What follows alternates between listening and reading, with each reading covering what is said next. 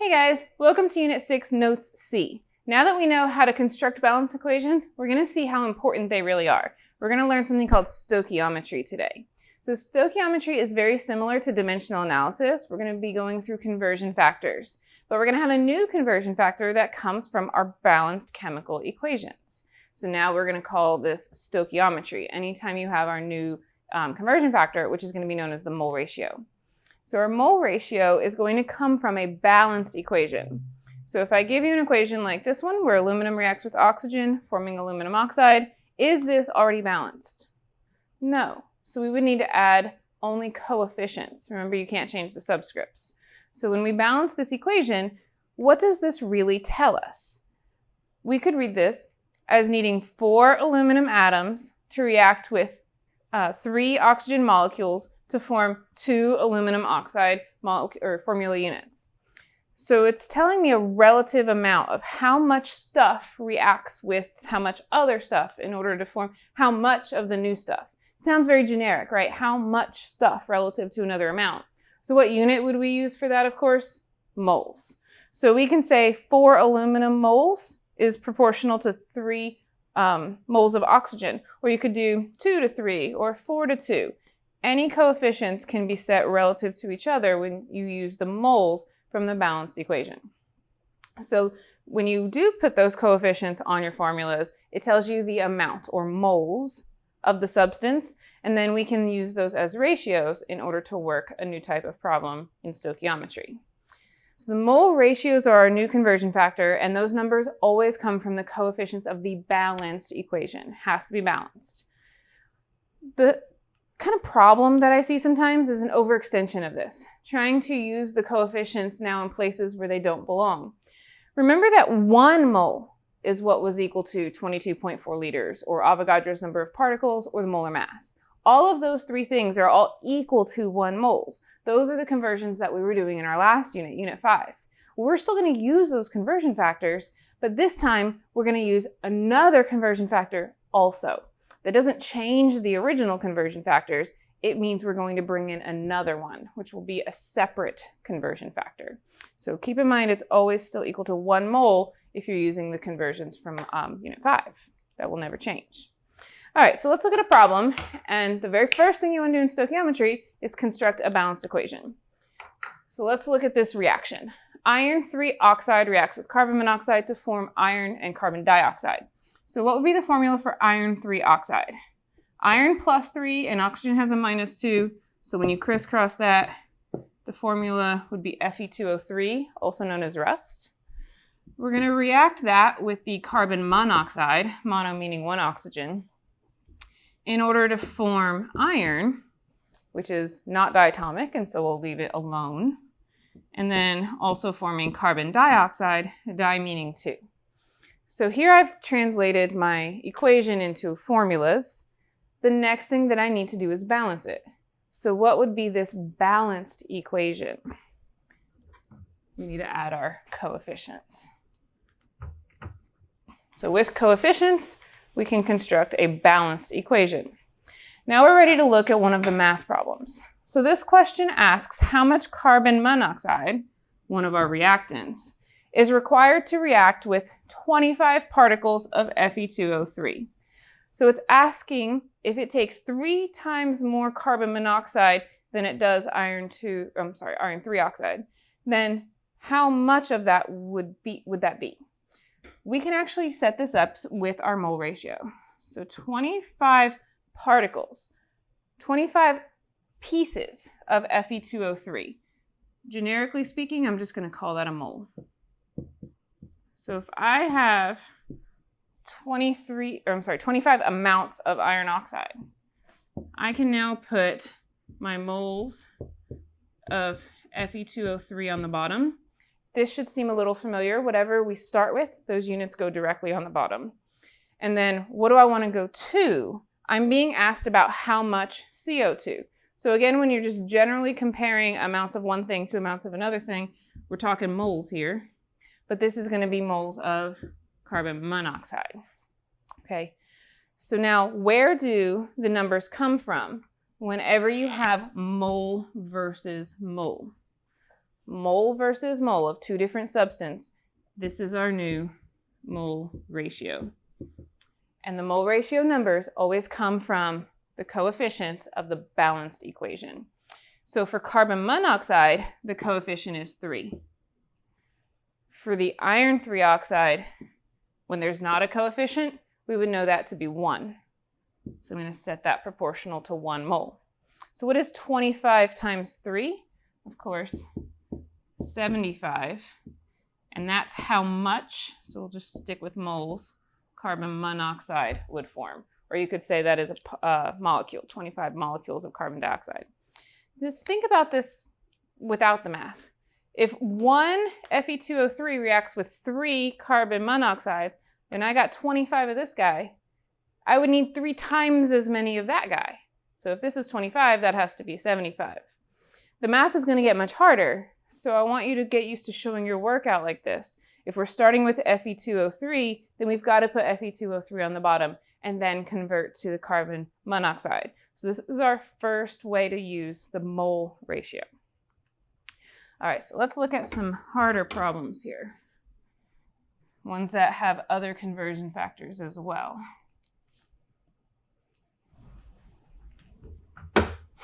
Okay, so we had our 25 times 3 to be 75 carbon monoxide particles. All right, let's bring mass into this. So same balanced equation for all of these. Now we want to know what the mass of carbon monoxide would be, starting with a mass of the iron 3 oxide. Can you convert grams of one substance directly into grams of another substance? Of course not. The only way that you can convert two different substances is using moles. So our general plan here is to convert from grams of iron oxide into moles of iron oxide, switch that over to moles of the carbon monoxide, and then convert that back to grams in order to answer our mass. So this is actually going to require 3 separate conversion factors. We're going to start from the very beginning. I want to start with the given 146 grams of Fe2O3. I'm going to put that over 1. Notice that I'm writing the formula of the substance. Since we're changing substances throughout the process, it's really important that you have not just gram or mole, but also of what. So we want to make sure that all of this is considered part of the unit now. So I'm going to put all of that into the denominator of my next conversion factor. Grams of Fe2O3. Now I know I can't compare gram to gram, so the first thing I'm going to do is convert to moles. But this is going to be a molar mass, so I can only convert directly to moles of that exact same thing. So I'm going to have moles of Fe2O3. I can't change the substance. I can't change out of iron oxide until I'm in my mole ratio.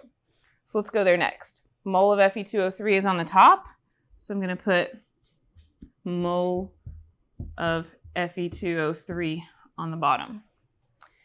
This dimensional analysis skill is the only way to tell which way your mole ratio should be flipped. Now that I'm in moles of one substance, I can now convert to moles of another substance.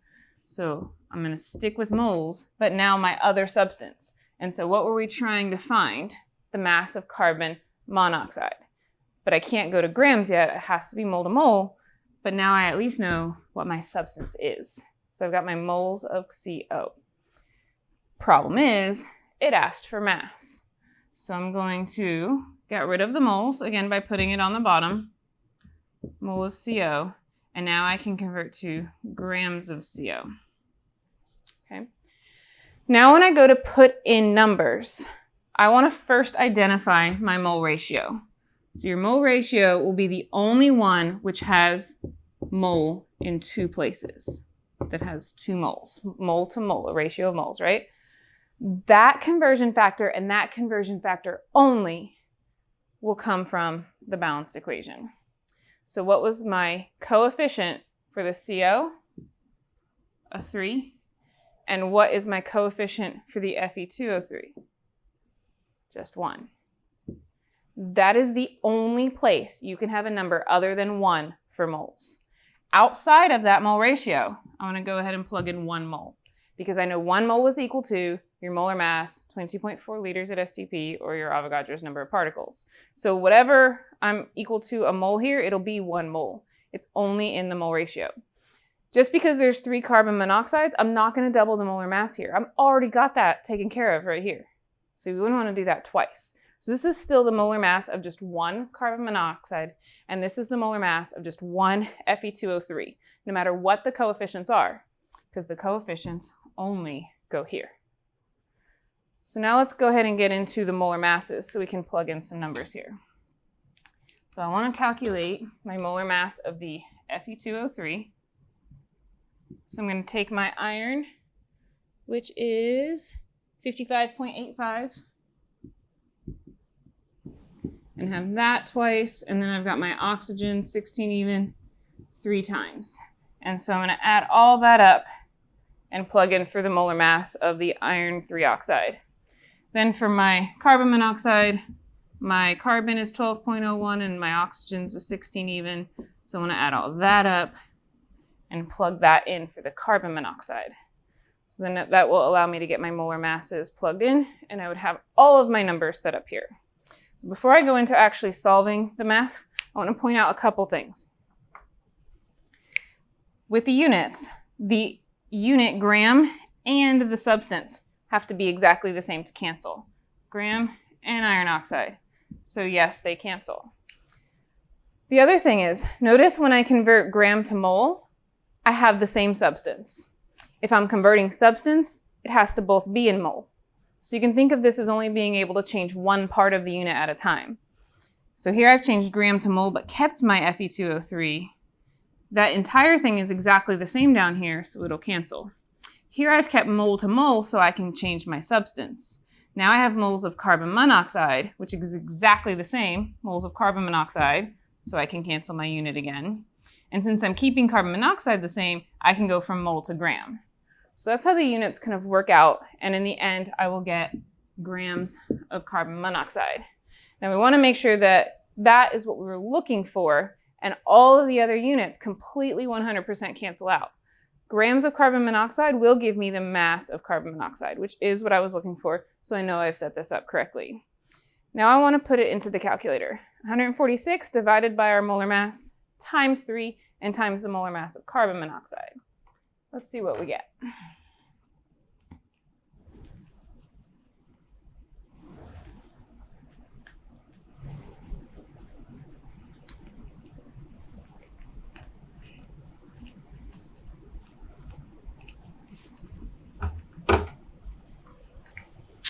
So our molar mass of the iron 3 oxide turned out to be 159.60, and then we would have got 28.01 for our molar mass of carbon monoxide, and then final answer, 76.8 grams of carbon monoxide.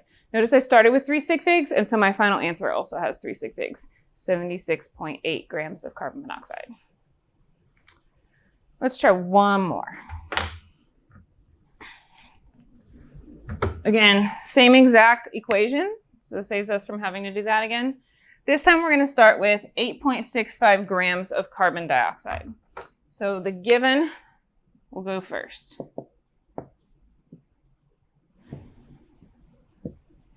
Notice this is of carbon dioxide, which is one of our products. So we're dealing with a different substance this time. So I'm going to go ahead and put this over 1. Next thing I would do, since I have grams of carbon dioxide on top, we're going to put grams of carbon dioxide on the bottom. We want it to cancel. And we know we can't keep it in grams, so the very next thing we would do is go to moles. But I can't change the substance if I've changed the unit, so it's still CO2. Once I get to moles of the substance, now I can change it into something else. So let's go ahead and set up what we know will be true for the next conversion factor, bringing moles of CO2 to the bottom. And now's the tough part. What should I put on top? What do I want to change CO2 into? The question here is asking for the mass of iron 3 oxide. So that's going to tell me the substance, but be careful because you can't immediately go to mass. You can only go mole to mole if you're going to change the substance. So the substance this time would be the Fe2O3.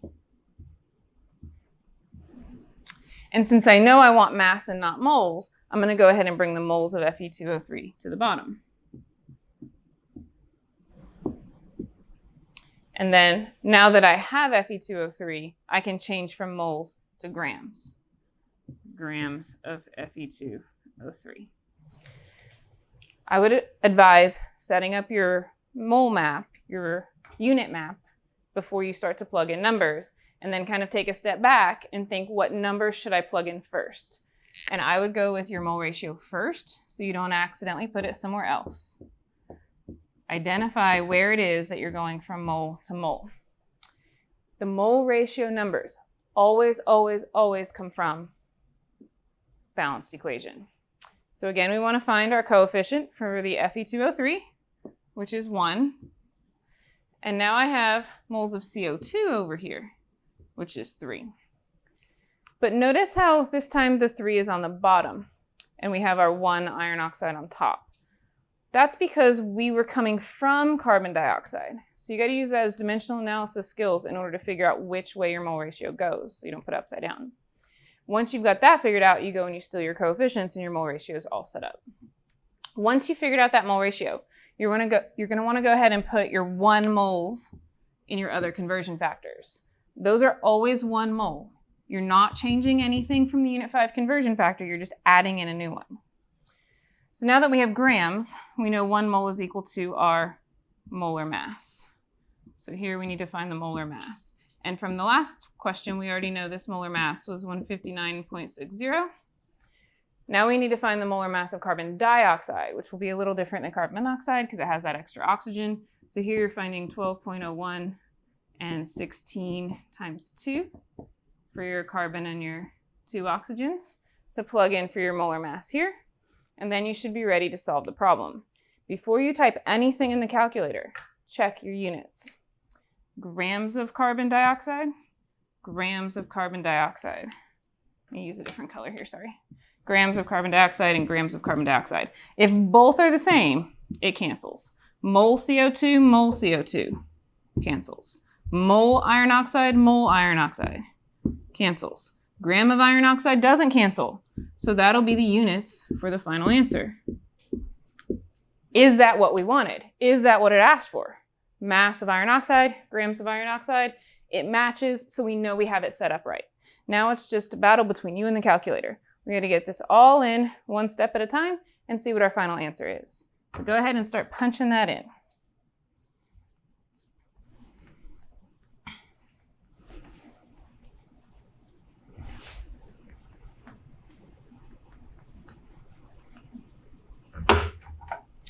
All right, so we should have gotten 44 for our mass of carbon dioxide, and then we have the 159 for our mass of the iron oxide.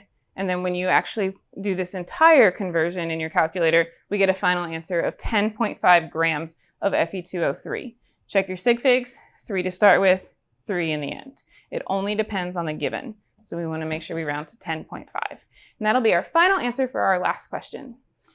So practice stoichiometry, practice makes perfect. You want to basically go from gram to mole, convert your substance, and then mole to gram. By the way, you can also do this as going liters to mole, mole to liters, or even gram to liters, gram to mole, mole to liters. You can mix up and use different conversion factors here outside of the mole ratio. You would just need to be using 22.4 liters or Avogadro's number of particles, or the molar mass. You take whatever you're given, convert it into moles, use our new step of the mole ratio, and then you can convert back to whatever it asks you for. So this is a very versatile process. All right, guys, that's going to finish up the notes for Unit 6, Note C. The next set of notes you're looking for Unit 6 will be Notes D, where we're going to be doing a lot of the same conversion factors in order to identify something called a limiting reagent and to determine the percent yield, or how much product is made from a chemical reaction. And that'll finish up notes for Unit 6. So we'll see you there.